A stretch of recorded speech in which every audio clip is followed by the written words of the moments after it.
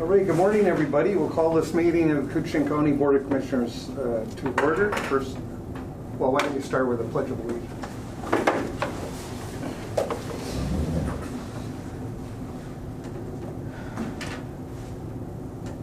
I pledge allegiance to the flag of the United States of America and to the republic for which it stands, one nation, under God, indivisible, with liberty and justice for all.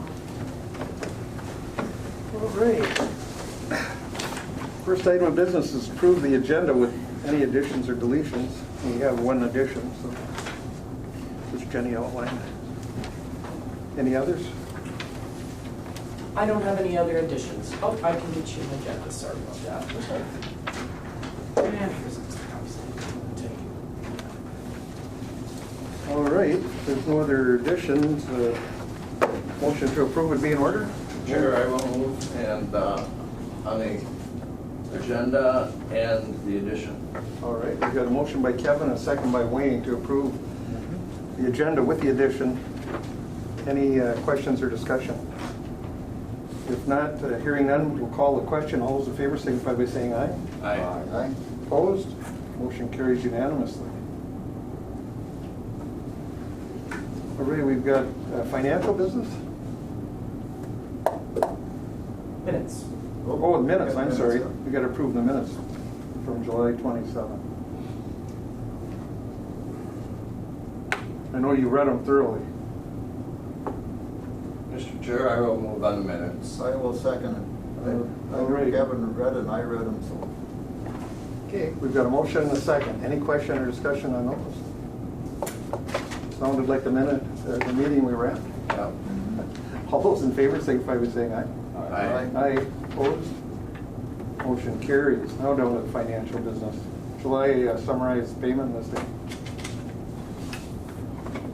Mr. Chair, I will move on the summarized payment listing, the ACH payments, courthouse claims, and the highway claims.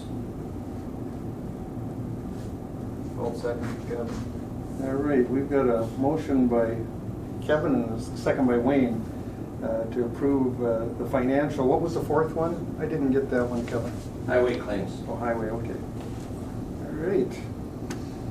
Any questions or discussion on that? If not, motion to approve would be in order. Aye. We've got a motion by Terry. We already have a first. We already have a and first we and just need second to on vote. that. Oh, we did. Kevin, yeah, Kevin made a Kevin motion, I and Scoy. seconded it. Oh, okay, all right. So we're all set. Any questions? Hearing none. All those in favor signify by saying aye.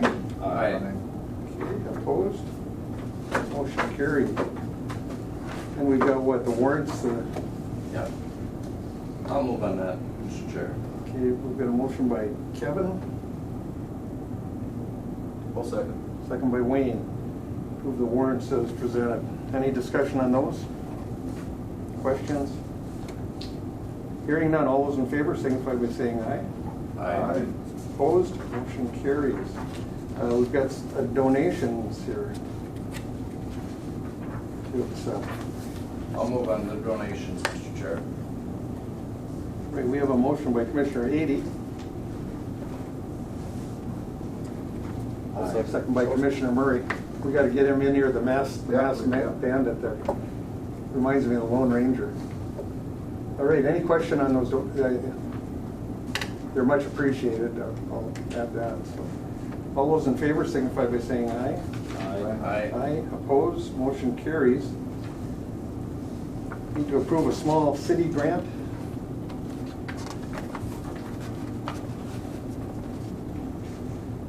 Okay. That was the grants to the small cities that was set out at the last meeting. That's correct. It's the revenue from the Great Northern Transmission Line, the power line. Okay, we've got a motion. Is there a second? I'll second, Mr. Chair. Motion and a second to approve. Any questions, comments on that? It helps the small cities. It helps the small cities, and like Jenny says, there may be next year we're gonna have to look at it, but I know that, Well, I know this, they depend on it. yeah, that's right, yeah. All right, we'll call the question then. All those in favor signify by saying aye. Aye. Aye. Opposed? Motion carries unanimously. Human resource business. Mr. Chair, we have a budget to actual report. Number H. Unless you want to skip that, because I know that it's not super interesting, but I'll try to summarize it as quickly as I can. Well, So, enlighten us. all right. So I think I provided you all with a copy of the report. I did not do a quarterly report this year. Usually I do the first quarter. Things got away from me, but I did do the first half, which gives us a pretty good idea of where we are sitting. So what I do is I look at all the revenues that are received and all the expenditures, and I do it by department and by fund, and sort of summarize, give you a summary. So we start with general revenue. We have expenditures. We have some unbudgeted expenditures that are really going to be offset with revenues. We had received some COVID funding for business grants. We did provide $250,000 of business grants. You'll see that in the, and then we have some offsetting revenues. We also have some, we're still continuing to track COVID expenses, and we are eligible for FEMA reimbursement, I believe up until the executive emergency order was done. The executive order ended, I think it was the 1st of July. So all of our expenses should be eligible for FEMA reimbursement up until that point. And it's not a lot, it's about $22,000.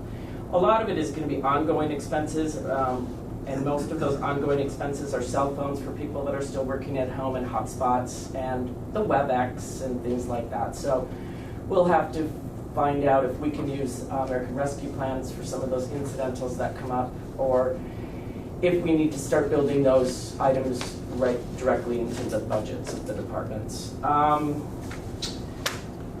The other thing that I want to point out under administration for expenditures, I am at, administration is at 51%. However, all of our contract settlements were paid out, and all of those funds were transferred into each department and each fund after settlements completed. So that's why it's just a slightly over, because most of those allocations have already been made. Nothing exciting except for expenditures. I am going to ask, after this report is done, for approval in complex, although they're only at 44% of their budget. We had some expenditures that were unbudgeted for courts,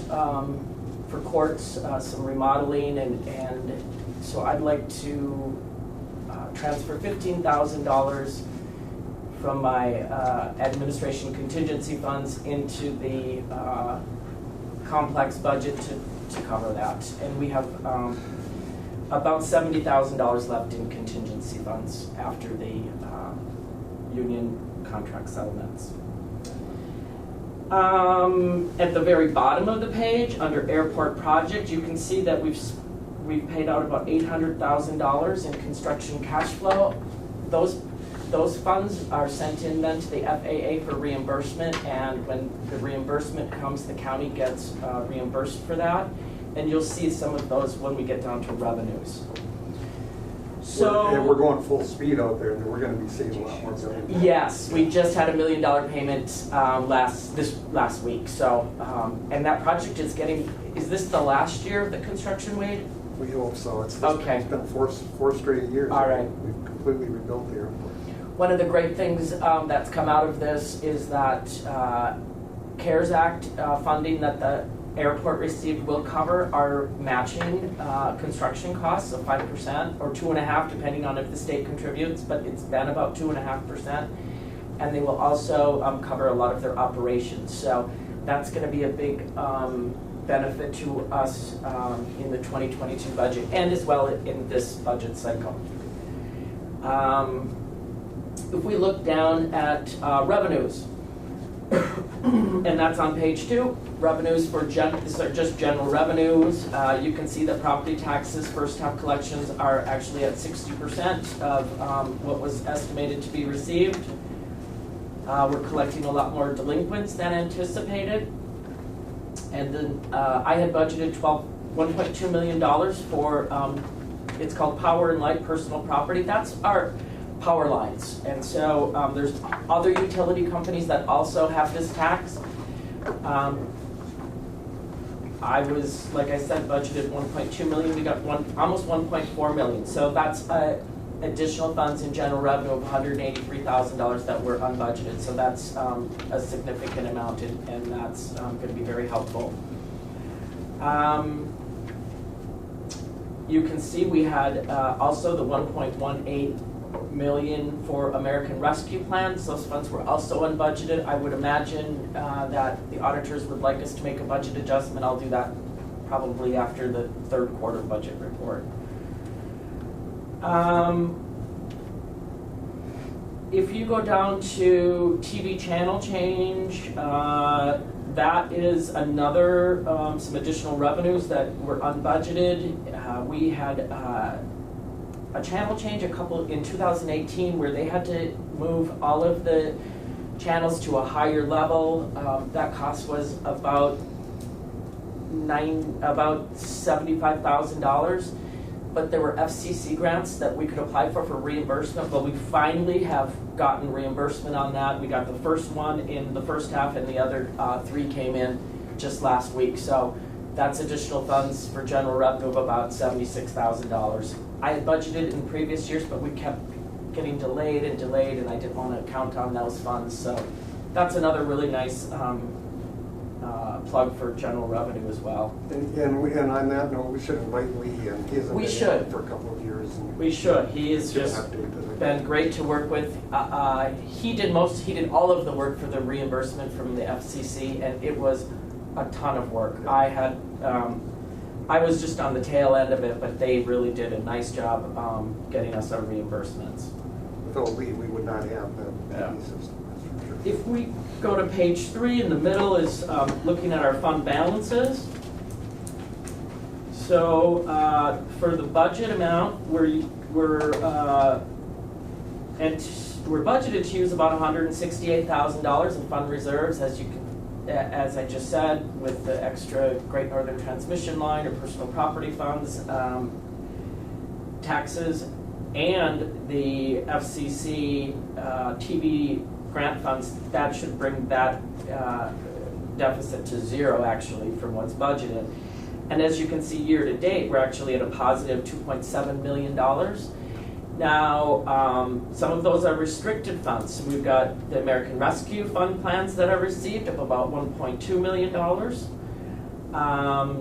We have gained fund reserves in general revenue of about $800,000 last year, and then we have 8 airport reimbursements that were net of expenditures of about $452,000 this year. So, although we still have a receivable from the airport for this current year, we're ahead by about $452,000 as of June 30th. So that's another reason why our fund balance is so much higher at this time of the year than it was at the last time of the year. Road and bridge, I don't have anything in particular there, except that you can see for expenditures, the construction season is just starting, and so some of those costs won't be paid out until later in the year. Public Health and Human Services is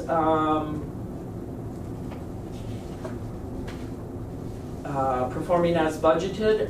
Their budget is looking real good this year, and their fund balance is looking real good as well. So it's within a good range to allow for cash flow.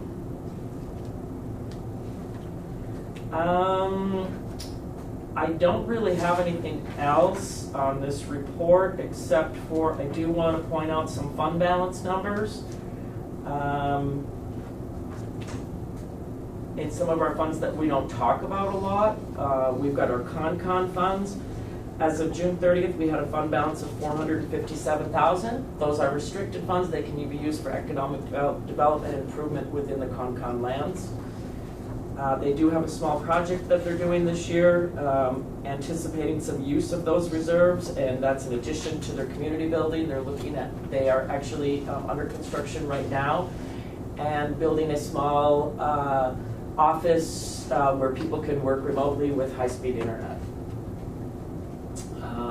Maybe for Terry, I don't know if Terry's familiar with that, Terry, but that area is encompassed in, well, Commissioner Hanson, and he called it heaven, but it's for that area anyway, and it's been a real help with Sandsmark Trails, the county road we've been able to redo with it. Mm-hmm. Their community building, I mean, it's just been a real asset. Right. Yeah, the funds have to be spent in that area. And Mike always calls it the end of the rainbow. Yeah. When we look at the KDA fund, that's our economic development fund. That fund balance is about $177,000. Each year what we do is we are notified of our IRRB award, and we use those funds that are received. So the funds that are received this year will be used for next year's expenditures. And I did get notification on that, and I'm in the process of completing that grant application. We have to do an annual report to them saying how we spent the money, what the money was spent on each year. And it was decreased a little bit last year,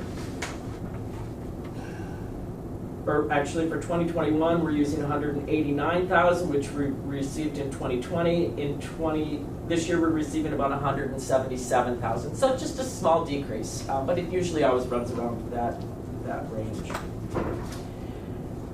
And then finally, we've got our Island View Sewer Project. Right now, our fund deficit in that is $1.7 million. I know that we are going to pay out some retainage. Estimated total negative fund balance in there after the project is completed is about $2.3 million to $2.5 million. When that project closes out, we're going to have to issue some bonds to cover those, issue some additional bonds, or find a different source of revenue for that project. Yeah. Well, for the board's information, I mean, we haven't completed that yet. In fact, we've got some legal issues that that could have an outcome on it. And it probably will go into 2022, I think. Yeah, I think so. Interest rates are incredibly low right now, so it is a good opportunity to bond. And we have done all of the board resolutions. If we do need to bond for this, we're prepared to do that. So that possible legal obligation, that isn't taken into account when we look at that 2 million something? So that could even be more? The $2.3 million is really our retainage. After we pay out retainage, if there's additional costs. All right. And we could have additional or less. Yes, it could go either way. For the audience, we're talking about the Island View wastewater projects up there.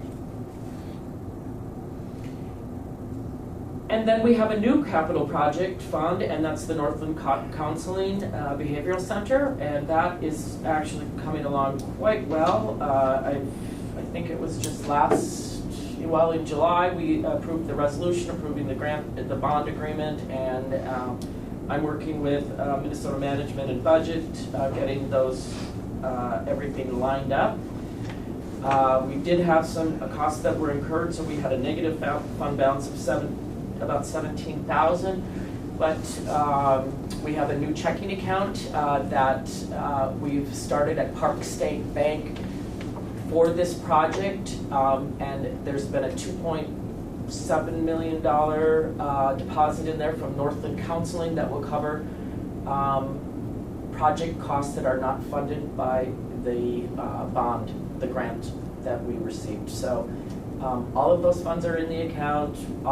We've got everything in a row. I heard just yesterday from Chris Jenkins, or maybe the day before, well, it had been yesterday, the design phase has all been approved. So they have to approve the pre-design of the buildings, and they go through quite a process. But now that that's done, I think we're almost ready to go out for bids for that project. So that's kind of exciting, and it's going to be something, the whole process has been new to me, but it's also going to be a fun project for our accounting department to, track all of the expenditures and request reimbursements, and I think it's going to go quite well.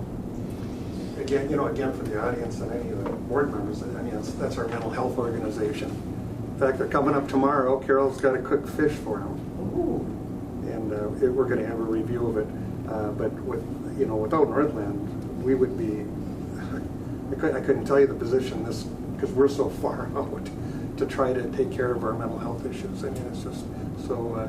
I got to give Chris and the board their credit, which I've been a member of for 30 years. But they're willing to invest up here, and that building just worked out perfect. So all those. Hopefully everything continues to go well, but right now we're in good positions. And by the way, the public's welcome to Northland meetings too. And, Terry's a member; he's my co-partner. I'm the board member. And then finally, on the very last page, I always look at the trust fund. That's our tax forfeited trust fund. It includes timber sales. I like to compare where my balance is this year compared to last year. You can see we're ahead by about 110,000. Most of those revenues actually come in December for some reason. They don't start cutting until the winter, and so it doesn't seem like there's a lot, but it's amazing how fast that fund can grow. Last year, if you look at our revenues from general revenue, we anticipated about $600,000 of revenues from the tax forfeited apportionment, and we actually received $613,000. So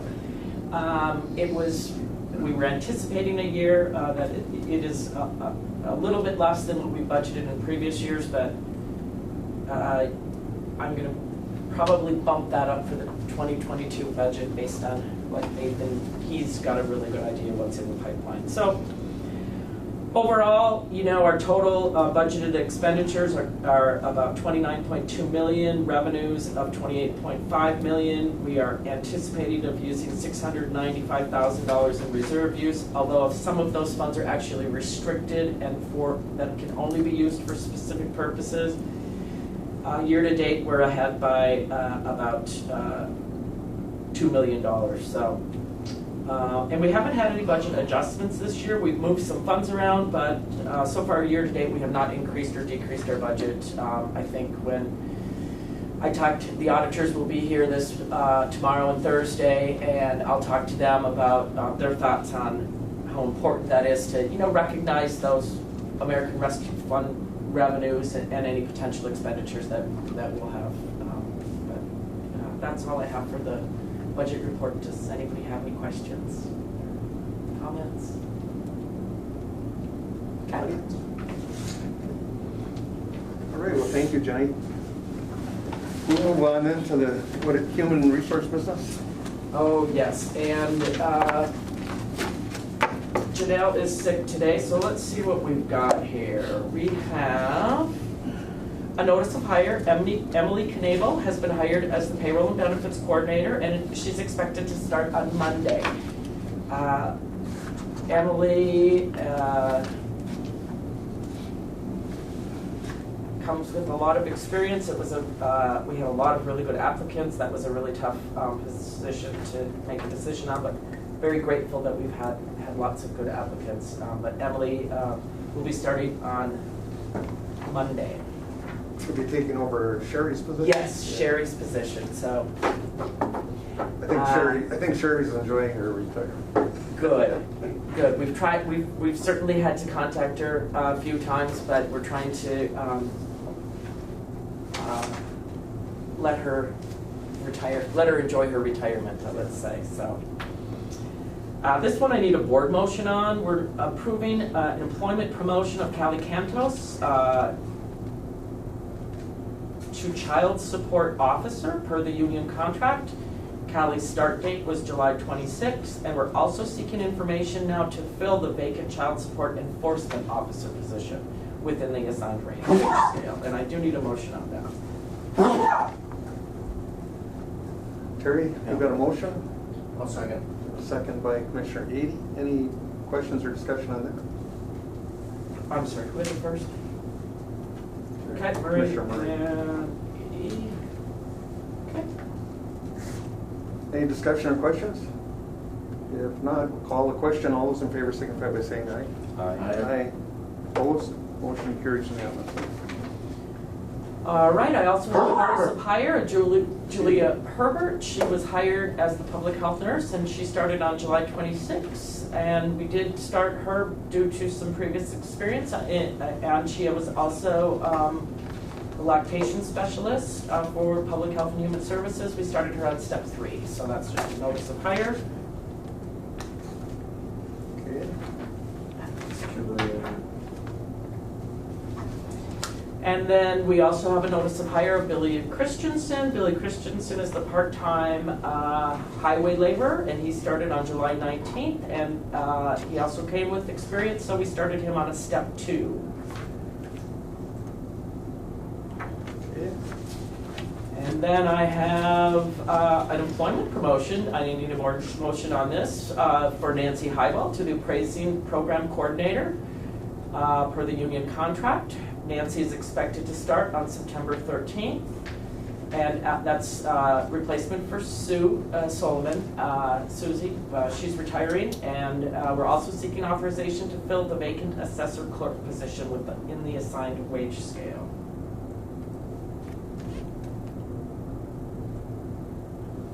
I'll move, Mr. Chair. All right, we've got a motion by Commissioner Ady.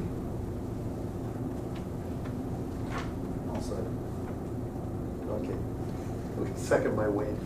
Any questions or discussion on this? Hearing none, all those in favor signify by saying aye. Aye. Opposed? Motion carries unanimously. And then I need to approve the employment separation of Deputy Sheriff Mitch Lassard. He was a part-time deputy effective July 22nd. Need a motion on that? Yes, I do. Okay, we've got a motion by Wayne for a second. I'll second. Second by Kevin. Any discussion on that? Hearing none, all those in favor signify by saying aye. Aye. Aye. Opposed? Motion carries unanimously. And it looks like we have a temporary hire. This is just a notice, James Peterson as Veterans Transport Driver. And then those transport drivers follow the temporary hire policy. And then one addition, and I do need an approval on this, is approve the employment separation of Gary Swenson as heavy equipment operator effective October 1st, 2021, and authorize filling the vacant position within the assigned wage scale. I'll move for Gary on that. Okay? Okay, we've got a motion by Wayne, I'll second. second by Kevin to approve. Any questions? Hearing none, all those in favor signify by saying aye. Aye. Aye. Opposed? Motion carries unanimously. He's been sitting retired for quite a while. Is that right? Please. And there's one comment. Yeah, So please. Gary will have nearly 36 years in before he retires. He's been a tremendous asset, just a great person to have in that Birchfield area. We'll miss him down there. Yeah, Commissioner Hanson, he kind of watches over everything down there yet. He'll miss them too, I know that. Have you got someone to move in, or are you gonna? No, we will post internally for whatever it is, the 1 week period, and then if nobody's interested internally, we'll open it up to candidates outside. Hopefully we'll have some good folks that apply down in that area. So spread the word. All right. Anything else? Okay, thank you. We'll move on to what, AB? Yes. And we should have Isaac. Yeah, Isaac should be there. Hi, Isaac. I think you have the ability to share your screen if you want to. Let's do that. Does the county board have the materials we sent in front of them? Do you guys have yours stuff? Yep.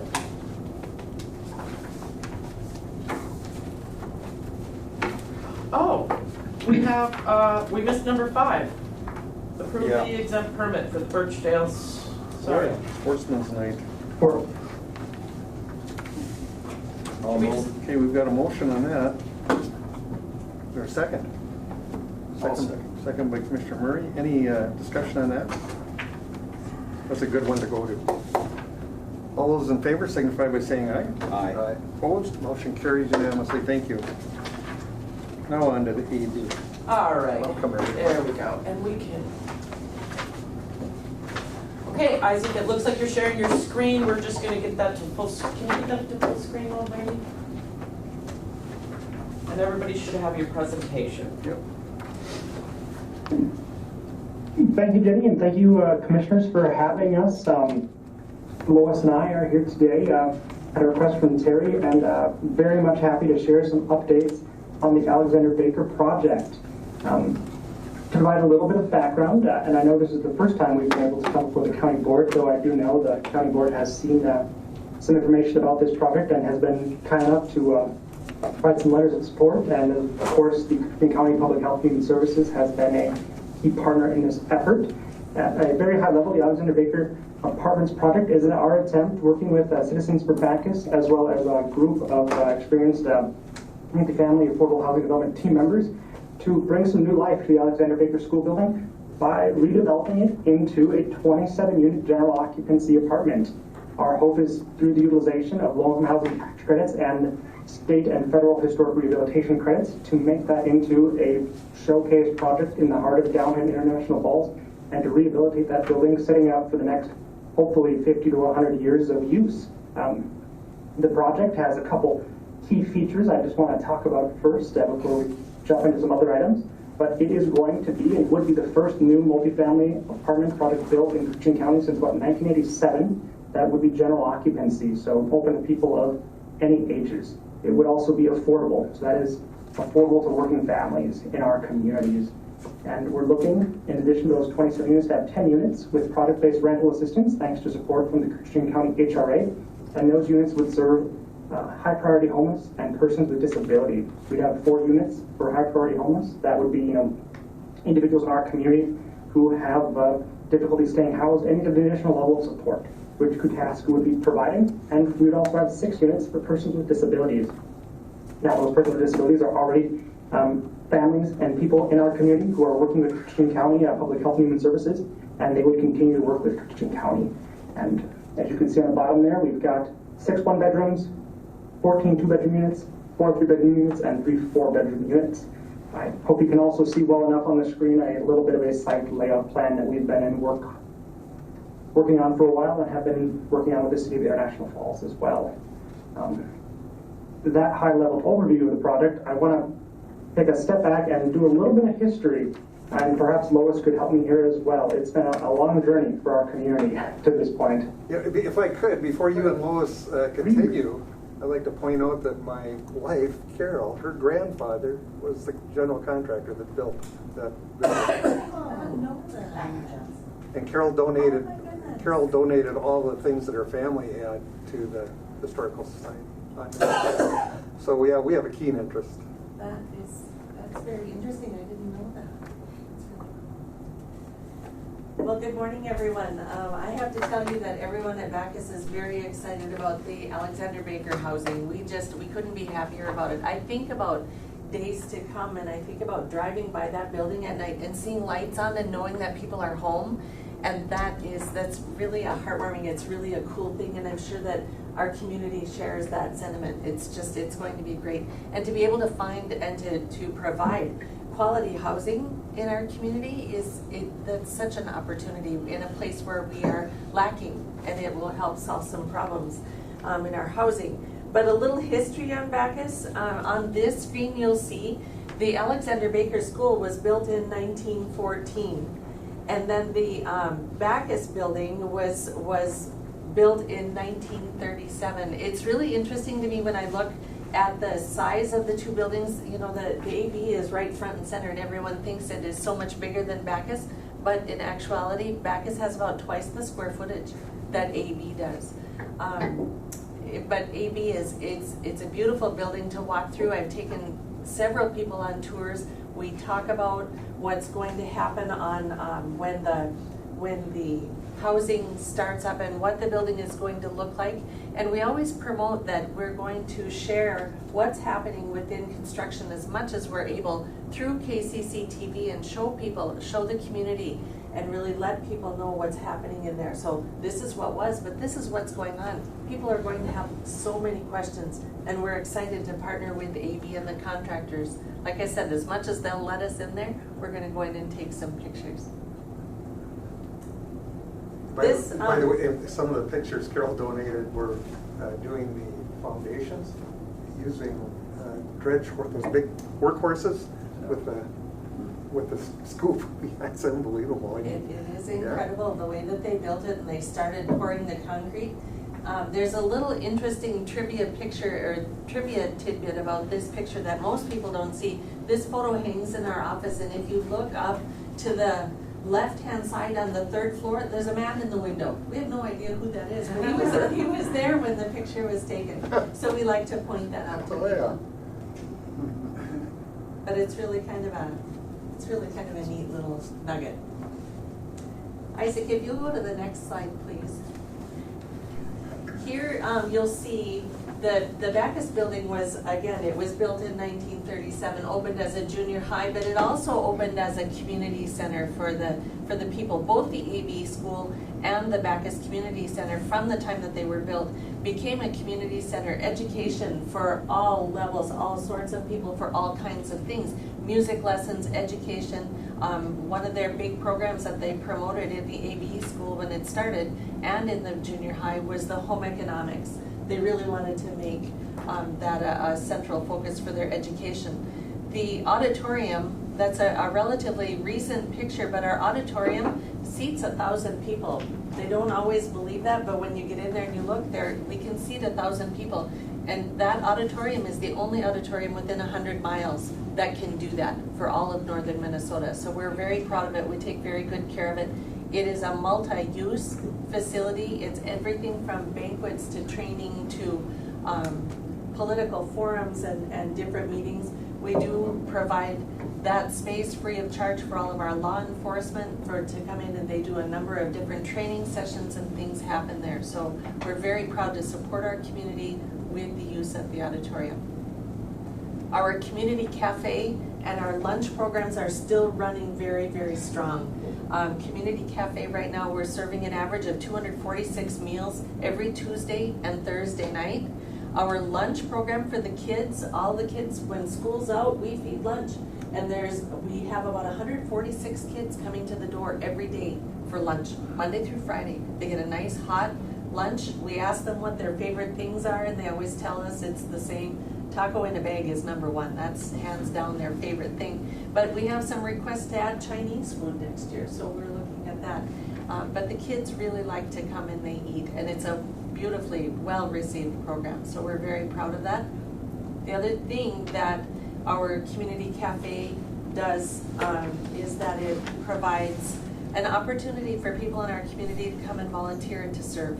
And that, especially right now, people have really enjoyed that and appreciated that. So having that opportunity to volunteer it's just really incredible for people. We are partnering very closely with the folks over at the AB school on several levels. Promotion, we work together, we have to, because the building is going to be, provided the sale, everything goes through as we expect it to. We're going to have some division things that we will have to take care of. So we work very closely with Isaac and his group to talk about what kind of a boiler we're going to put in, how are our water systems going to work. We have to separate the electrical service. So there are several things that are happening there. We have a very good working relationship, and we work to promote that building. The last thing that I really wanted to touch on is that several of the services that are housed in Backus today are going to be a drawing point for the folks who are living in the AV school. You know, when you think about, we have the Falls Hunger Coalition and the Servants of Shelter. Right now we have Northland Counseling, we have an alternative school, we have AARP comes in and does taxes. We have the meal programs, people can walk, exercise, and just get out. Several arts and entertainment. It's just a natural fit that the housing building is going to be right there and we will be right next door. So very strong, very good partnership and a lot of support coming from Backus for AV. Isaac. The key to all of this, really from Koochiching's perspective, has a lot to do with community revitalization and the opportunities that can be provided there. And the Backus Community Center, I think, is a great example of that. It was an incredible work of effort of this community, Koochiching County Board, so many individuals to preserve and keep this asset in our community. So we're really excited to be able to hopefully preserve that Alexander Baker building. And I will say, Koochiching, we hope this will be the first of many multifamily rehabilitation projects we will do in the community and in the area. We've been working for about the past 5-6 years, myself particularly, our organization, our board, on what does the future look like for these efforts related to housing in our community. And I do want to share with the board, Koochiching recently was awarded a $720,000 grant from the Blanton Foundation to expand our work in the multifamily house development sphere, to grow the work we've taken on with the Alexander Baker Building into doing additional projects across the communities we serve. And so I want to say that along with the Alexander Baker project, we are actively in the works of developing new projects. I'm talking with site owners, economic development authorities, and others on opportunities. And so we would absolutely welcome that from any listening to me today who know of a community or are leading a community and have a need or know of a particularly good site or opportunity. We're trying to launch those conversations because these projects take time. And as you can see, the Alexander Baker project, we really got started in 2016. And through a lot of capacity building, through a lot of support funding from funders, we've been able to build the strength at Koochiching to be able to step forward and take on developing this project with our co-developer Trellis Co. As you all know, housing is direly needed in the community. We believe we've been able to put together an incredibly competitive project this year that we hope will be funded. For those who don't know, last year we also applied. Minnesota Housing has what's called a super RFP, wherein they allocate essentially all of the financing that goes to support most new housing development in our state, affordable housing, market rate, or otherwise. We unfortunately were 1 point away from being funded that last round. It is a very competitive process of nonprofit developers, the few of us like Koochiching and Trellis, and dozens of for-profit developers in the state serving different regions, different needs. As we have been, working on the Alexander Baker project and working in this part of rural Minnesota, we know that no one is going to come up and do some of these projects unless our community steps up and does it themselves. We've already waited, almost 37 years, almost a generation, since the last new multifamily project. And our hope is that this year we will be able to see successful funding, and would love to share a little bit of information about the project with the county board, share our aspirations for the future, and of course, the incredible hopes we have with Citizens for Backus, the revitalization they've been able to see, and the opportunities that this building might bring for downtown International Falls, and for Koochiching, our hopes to move into the future doing this type of work. I won't touch on all the wonderful information shared in the slides. I do hope folks have a chance to read and see that, and to perhaps take a look at the materials we had sent. I will note we do have a limited amount of time we can spend here, but you will find in the materials provided some floor plans and layouts for your perusal and entertainment, as well as some gorgeous pictures and shots of that building, the Alexander Baker Building. And I know I could say Lois and I would be happy to chat further about any details of the project or any tours that might be desired to take a look at that building. But I can say for now, we have a little bit of waiting for us. Where does our project go from here now that we've submitted an application? We are at the stage of waiting until December. At that time, we'll get a funding notification from the state. And if we're funded, we'll be moving quickly to purchase the building from Citizens for Backus and begin construction in spring and summer of 2022. We would hope to open the building perhaps a year to 18 months after construction starts, and have it up and running for the next 50 to 100 years serving the community. And I know we've covered a lot, but I'd love to open up to any questions folks have about the project, about Koochiching's work, anything Lois or I can answer. Commissioner Ady. Isaac, this is Commissioner Ady. The room with the fireplace in, is that gonna be an apartment itself, or is that gonna be a separate room for whatever? So the room with the fireplace that Kevin's mentioning is this room in the top left corner. Perhaps I can annotate it. I don't know if you can see my mouse or not.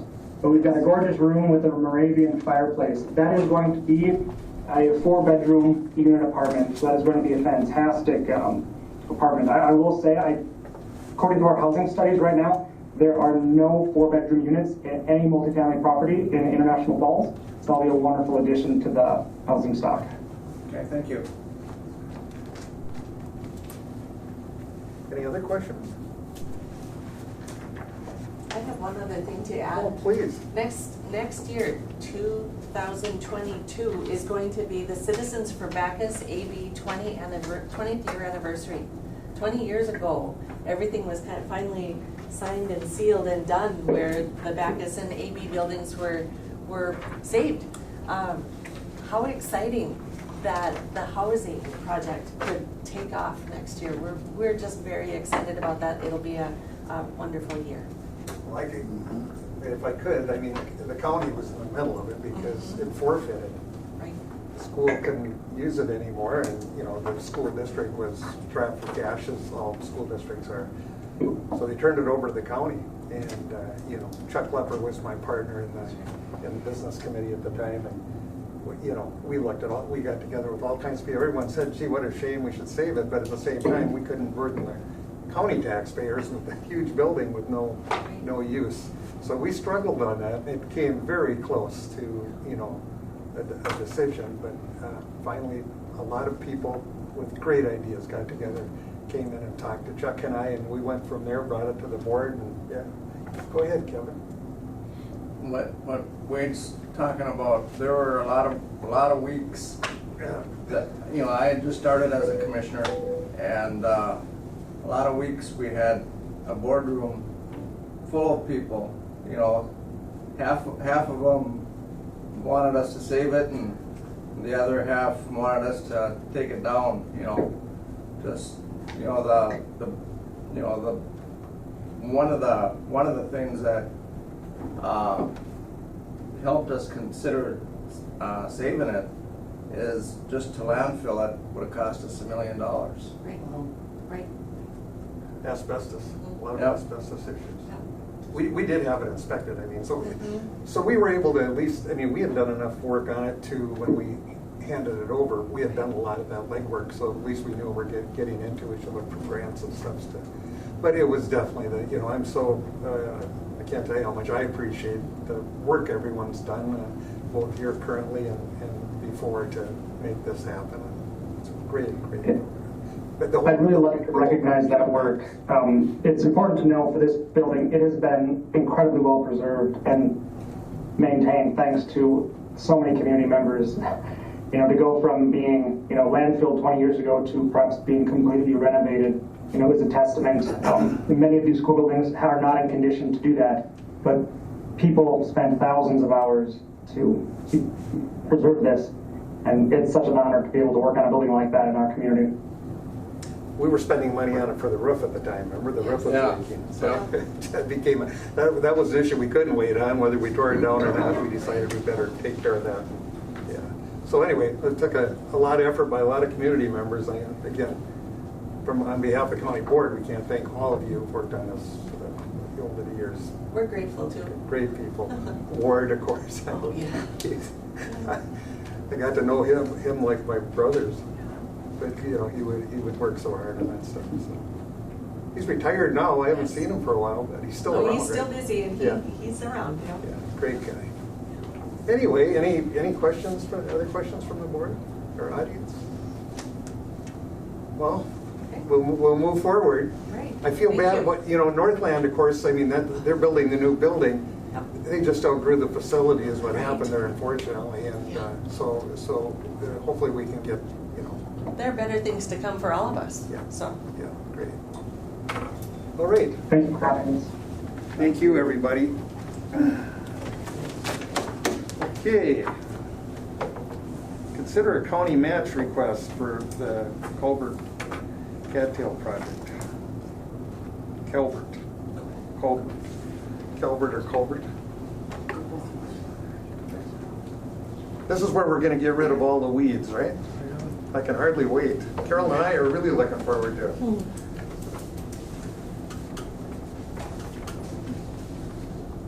All right, so yes, this is the Cattail Removal project.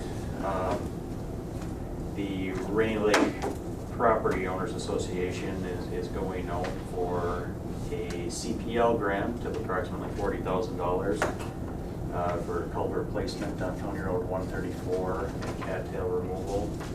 They're asking for a 10% match. This would be InKind Work. The proposal is for cattail debris removal, essentially trucking the waste cattails to a different location. The 10% match is approximately, say, $40,000 to $45,000 of in-kind work. So they would like us to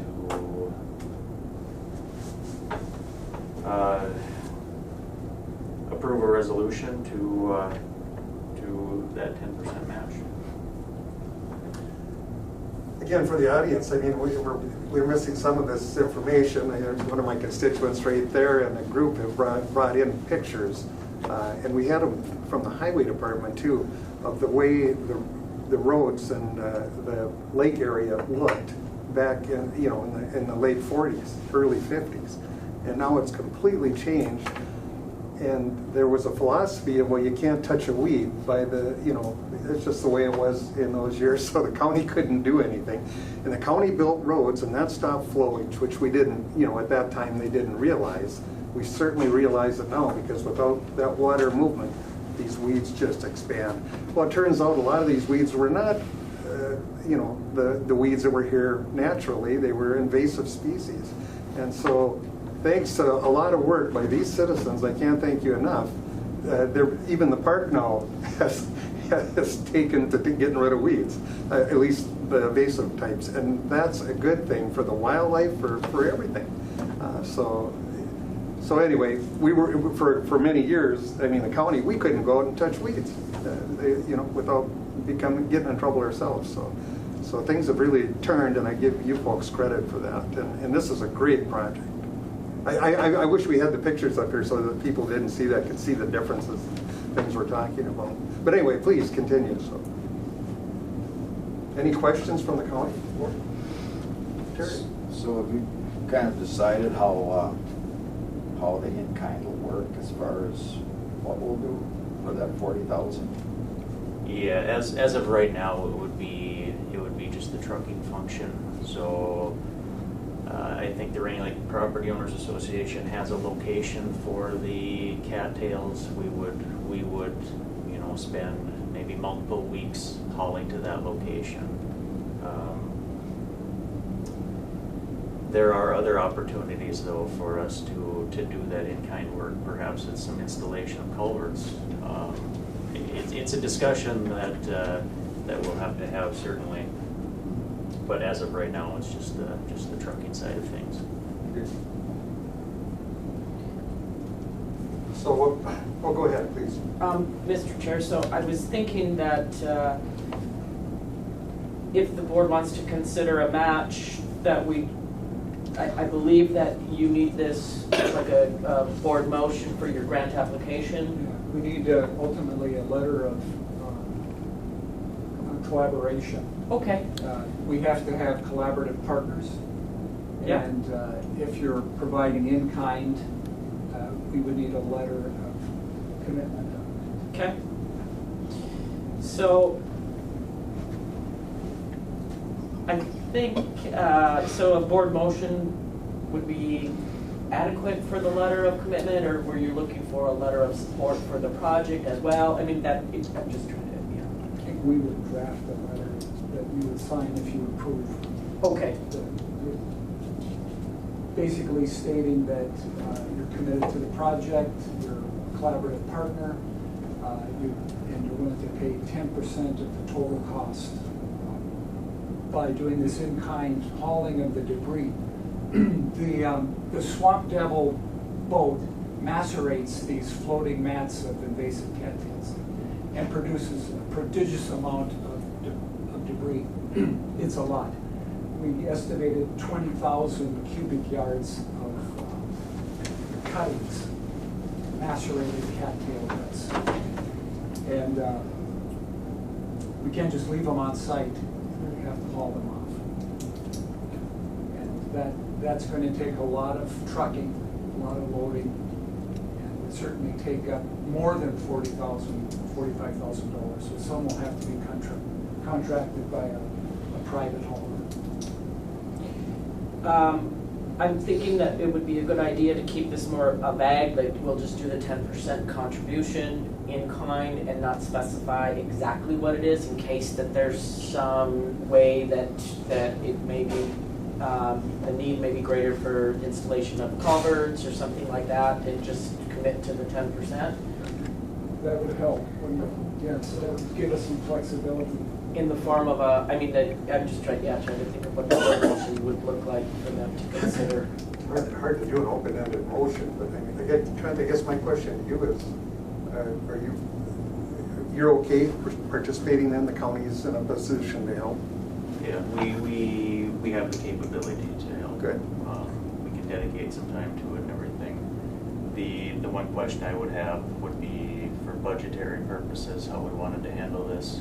Would it come out of the general revenue, or would it be through the highway department budget, and we would have to, add that to our budget for 2022? Right. Those are the things I think, we kind of need to put some figures together. I think we can make an open-ended motion, but how soon do you need this? Let me put it that way. We want to submit on September 1st. So that's coming up pretty quick, yeah. Yes. The deadline for the grant is September 20, but if you apply early enough, they will review your grant application for any deficiencies and get back to you in time for the deadline. Okay. If you submit at the last possible moment and don't get the deadline and it's not complete, your grant is set aside. I mean, You wouldn't have you've time to lost. get it back. Yeah, so we really have to be early here. I have a question. Yeah, please. The culvert work, that is on county roads? That's correct. Culvert replacement, okay. That's correct. Yeah, the culvert work is it's a pretty decent sized job. We're installation of 5 to 6 arch pipes. Engineer's estimate puts it somewhere between $220,000 and $260,000. So, But that would restore flow, then, wouldn't it? Or certainly help. in theory, it would allow water to travel across where it's currently being blocked. I don't know exactly how much flow per se would be going through there, but it would allow some form of water movement from wind or boat traffic perhaps or something. Essentially, those homeowners were harmed. There's pictures of water skiing from a floatplane that took a picture in that area before the roads were built, and that stopped the flow, and those people lost their shoreline, basically. So I mean, I'm very supportive. I guess it's just a matter of trying to put a number together. Or some language that... Yeah, I think if you're in support of the 10% in-kind contribution, whether that, I mean, we don't truck it ourselves, we're going to have a 10% cost of some kind. But I think that if you consider a 10% match, and I would think the board motion would be to approve or consider a 10% match, in-kind contribution, and a letter of collaboration for this grant application. I would make a motion to approve the 10%, or the 10%, and to support this project. Does that sound good? I think the word would have to be approved if they're going to be successful. Yeah. Right. Anyway, is that a motion, Terry? Yes. I'll second that, Mr. Chair. We've got a motion and a second. And we'll get that out of Mac Wen's budget, I'm sure, right? Yeah, he's not here. That's why He's in the door sweating. Go ahead, please. Are any of the roads state aid or? No, we've got County Road 94 in that area, but the area of focus right now is County Road 134. Perhaps in the future, we would move over to County Road 135, which again isn't a CASA road. And then there's talk about another future project, maybe that involves County Road 94 as well. But those are years out, I think. Yeah, South Jackfish, that's a big one there. Anyway, it's a great start. I just want to thank, again, the citizens and the county highway department here for working together on this. And Matt will be involved too as our environmental service director. So, and any other questions or comments? If not, we'll call the question. All those in favor signify by saying aye. Aye. Aye. Opposed? Motion carries unanimously. We're on the way. Thank you for all the hard work. Thank you. It's exciting to start getting things cleaned up. Yeah, great. Thank you. Thank you.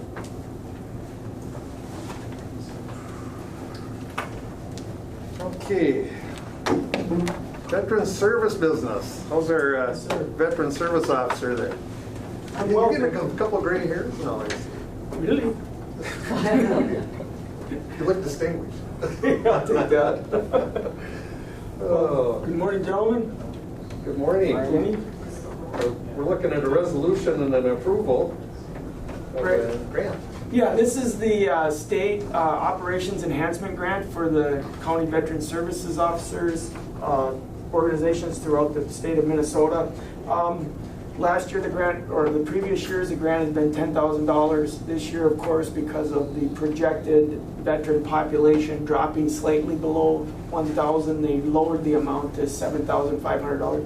It's a very good grant for our office. It's extremely flexible, easy to use, and it's been literally enhanced our operations. So just asking for approval, and then also to be the, to be able to execute it and be able to open it and close it, essentially. Motion. We've got a motion by Commissioner Skoye. Yes. Second by Commissioner Murray. He's shaking his head there. Yeah. Okay. All right. Any discussion? Kevin had a brother in the military, and as a veteran myself, on behalf of all veterans, I can't thank you enough for the work that you've been doing, Mark. You've done a great job, and your staff, and you're to be congratulated. You've helped the veterans in this county hugely. So. Well, it's my honor and pleasure to do the work. It's very rewarding, and it's always great to have grown up in this community. And I tell people all the time, one of the best parts of the job is 80% or better of the folks that walk through the door, I know them or their family or something like that. So usually you don't have that in a kind of a government type job, I guess. So you still look young. I mean, it's hard to believe he was a colonel, in the day. All right, we'll call the question. All those in favor signify by saying aye. Aye. Opposed? Motion carries. I was just a sergeant, so he'd have had to lost me all over. backbone of the army. Thank you. And if you don't mind, I just wanted to make sure folks were aware. This evening we're having a veteran suicide prevention focus group at the VFW, and of course that we have a small group selected to do that work that'll advance that project down the road. And a reminder: tomorrow is Coffee with the Vets, also at the VFW Cafe, 8 to noon, and then our office will be at the Koochiching County Fair this weekend down in Northland. So if you're out there, look for us and say hi. Great. Outstanding. Yeah. Thank you. Thank you. All right, we'll move on to environmental service business. That's somebody we can really pick on here. Matt had no gray hair when we got a hold of him. Look what happened. You look distinguished. Well, it's an opinion, I guess. You want what, a trailer? Yes, so as you know, the private haulers, garbage haulers can discontinue collection of recycling in the rural areas of the county. And the rural county residents and the cities in those areas have made requests to our office about stepping in, providing recycling services and recycling options. In response, we put in service a couple of our old recycled trailers by taking parts from scrap trailers and cobbling together some trailers that we can use. We now have recycling trailers at Big Falls and Mizpah canister sites. They're old trailers, and it's unknown how long they'll hold up. We've obtained a quote from Pro-Tainer to purchase one new recycling tilt trailer, which is needed to rotate the trailers as we pick them up for dumping. Total is $16,470 plus sales tax. I did check state bid, and no recycling trailers are offered under state bid. We did contact several different vendors or potential vendors, and we got various answers from, it would take 1.5 years to get you a trailer if they can, and or they couldn't fulfill any order at all. So it's difficult because of the current situation that we're in, but this company here, Pro-Tainer, gave us this quote, and we think it will be good. It's an unforeseen, unbudgeted proposed purchase, but it's needed to respond to this discontinuation of recycling service in these rural areas. And I did attach the proposal and pictures. And just to give you a sense, like in International Falls, we have 3 trailers, recycling trailers, 2 at the old Kmart area and then 1 by the old water tower. We now moved a recycling trailer to the Mizpah canister site.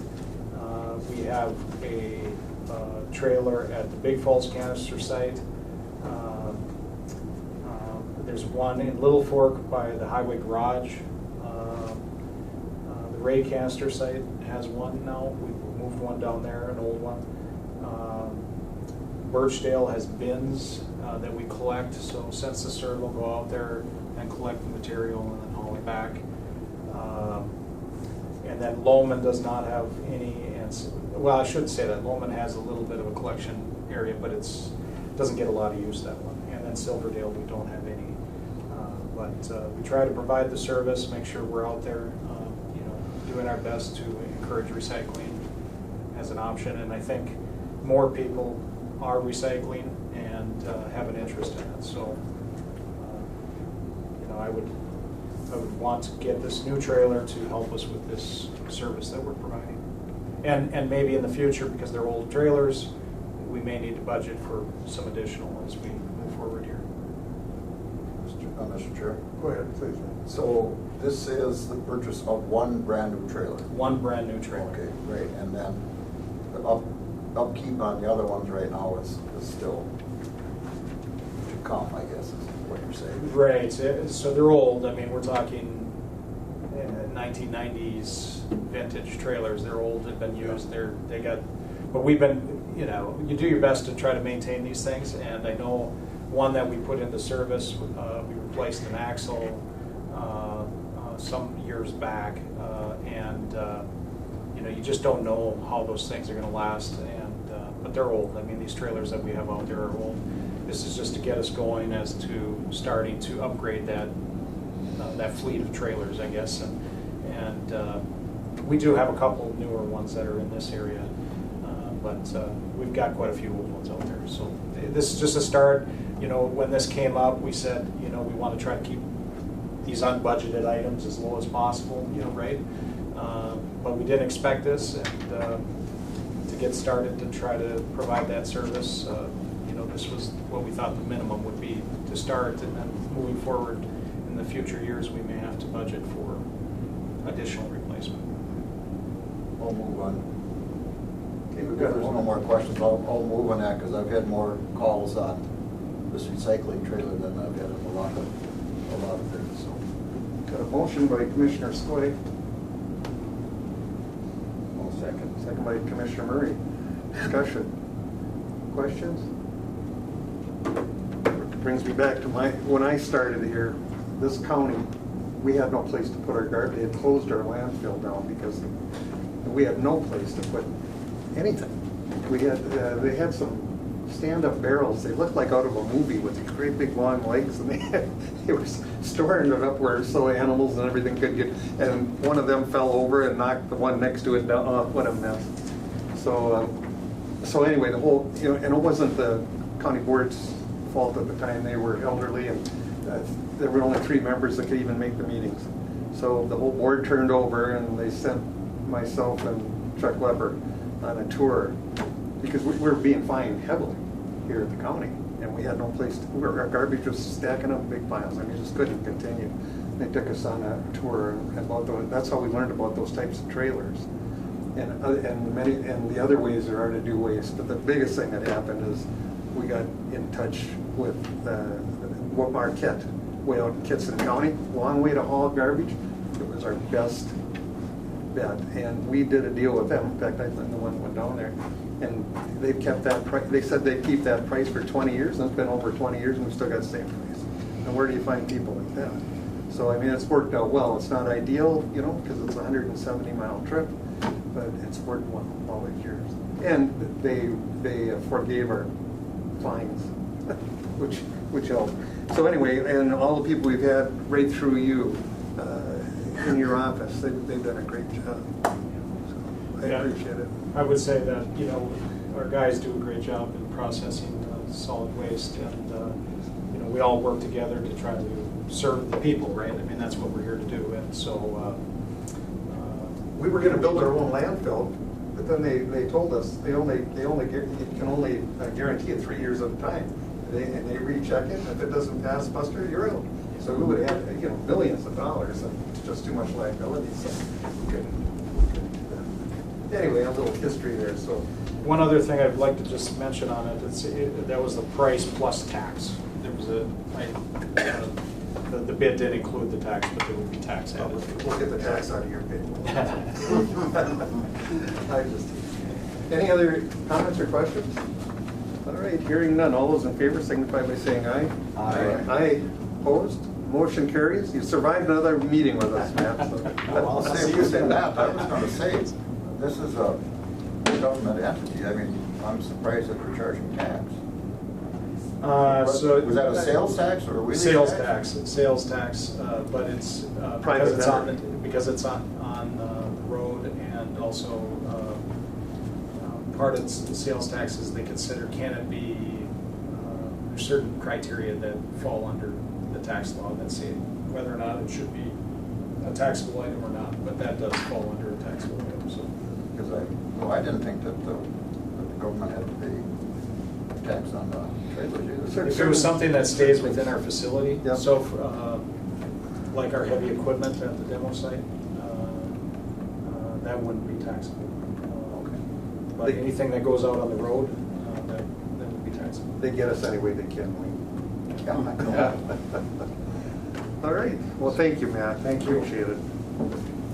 Okay, we'll move on to public comment. Anyone here for public comment today? Yell at us a little bit. Everyone's been so quiet. Glad to see you back here. Thank you. Yes, been a long time. I'm sure enjoy people being I'm here. just amazed at how much business comes before the county board every time you meet. It's never ending, No. and it's also interesting. It's too bad more people don't know about it. I think a lot of them watch it online. That's what I've been doing. And you all photograph very well. It'll be good when we can get this room back in order where people can come and. I think that will really be helpful. Because the dialogue between during meetings, the board and the public who come, I mean, that's a big part of it, I miss. Yeah. So, These barriers, sneeze guards, are distracting. yeah, absolutely. All right, Any other? Carol, you want to yell at me or anything, or? She'll do that later. My adult supervision. Okay, anything else to come before this board? If not, motion to adjourn be in order. I'll move, Mr. Chair. Okay, we've got a motion, Commissioner Ady, I'll second. second by Commissioner Skoye. Any other comments, questions, discussion? Hearing none, all those in favor signify by saying aye. Aye. Opposed? Motion carries. Thank you, everyone.